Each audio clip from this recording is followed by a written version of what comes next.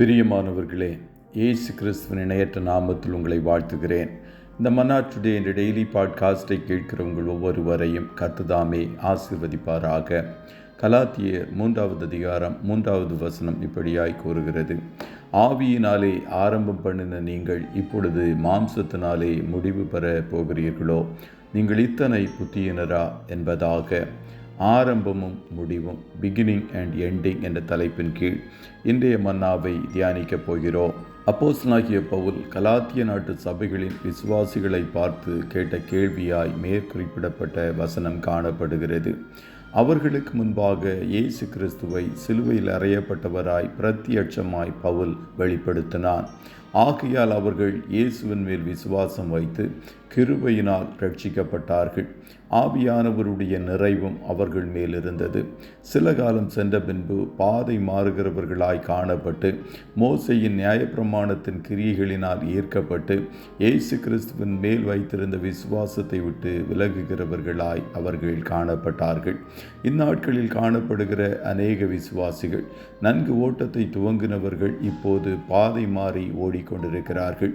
ஒரு காலத்தில் வைராக்கியமாய் கர்த்தரை சேவித்தவர்கள் இப்போது குளிர்ந்து போன நிலையில் காணப்படுகிறார்கள். இயேசுவோடு கூட சிலுவையில் அறையப்பட்ட வாழ்க்கை வாழ்ந்தவர்கள் இப்போது சிலுவைக்கு பகைஞர்களாய் காணப்படுகிறார்கள். பிசாசு அநேகர் மேல் கண்களை வைத்து நயம் காட்டி அவர்களை மயக்கி உலகத்தின் மேல் ஆசை வைக்கும்படி செய்து கிறிஸ்துவை விட்டு விலகும்படிக்கு செய்துவிட்டான்.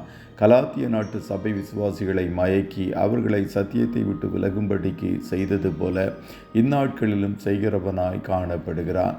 கர்த்தருடைய பிள்ளைகளே, ஒரு காரியத்தின் துவக்கத்தை பார்க்கலும் முடிவு நன்கு காணப்பட வேண்டும். ஆரம்பம் அற்பமாயிருந்தாலும் முடிவு சம்பூரணமாய் காணப்பட வேண்டும். பவுலின் வாழ்க்கையை பார்க்கும்போது துவக்கத்தில் யூத மார்க்கத்தின் மேல் வைராக்கியம் கொண்டு கிறிஸ்தவர்களை பகைக்கிறவனாய் காணப்பட்டான். முதல் கிறிஸ்தவ இரத்த சாட்சியாய் மறித்த ஸ்தேவானுடைய மரணத்திலும் அவனுக்கு பங்கு காணப்பட்டது. பின்பு கிறிஸ்தவர்களை சிறைபிடித்து அழிக்கும்படிக்கு தமஸ்குவிற்கு நேராய் சென்ற வேளையில் இயேசுவால் சந்திக்கப்பட்டான். அதன் பின்பு அவருக்காகவே வாழ்ந்தான். கடைசியில் அவன் பானபலியாக வார்க்கப்பட்டு மரிக்கும் காலம் வந்த வேளையில், நல்ல போராட்டத்தை போராடினேன், ஓட்டத்தை முடித்தேன், விசுவாசத்தை காத்து கொண்டேன், இது முதல் நீதியின் கிரீடம் எனக்காக வைக்கப்பட்டிருக்கிறது, நீதியுள்ள நியாயாதிபதி ஆகிய கர்த்தர் அந்நாளிலே அதை எனக்கு தந்தருளுவார், எனக்கு மாத்திரமல்ல அவர் பிரசன்னமாகுதலை விரும்பும் யாவருக்கும் அதை தந்தருளுவார் என்றான். அவனுடைய ஜீவியம் மாம்சத்தில் துவங்கினாலும் ஆவியில் முடிவு பெற்றது. சிலுவையில் அறையப்பட்ட ஆண்டவரின் மேல் கண்களை வைத்து ஓடிக்கொண்டிருந்த வேளையில் கலாத்திய சபை விசுவாசிகளின் ஓட்டம் சரியாயிருந்தது. ஆனால் சிலுவையில் அறையப்பட்ட ஆண்டவரின் மேலிருந்த கண்களை விலக்கி சத்தியத்தை விட்டு விலகின வேளையில் அவர்கள் பாதை மாறுகிறவர்களாய் காணப்பட்டார்கள்.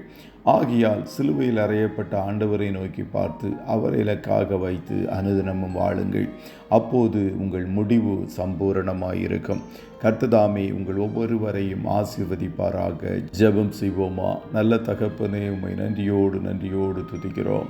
இந்த மன்னா டுடே என்ற டெய்லி பாட்காஸ்டை கேட்கிற உம்முடைய பிள்ளைகள் ஒவ்வொருவரையும் கர்த்தர் ஆசீர்வதிப்பீராக. ஆண்டவரே, உம்முடைய பிள்ளைகளுடைய விசுவாச ஓட்டத்தின் துவக்கம் அற்பமாய் காணப்பட்டாலும் முடிவு சம்பூரணமாய் காணப்பட வேண்டும்.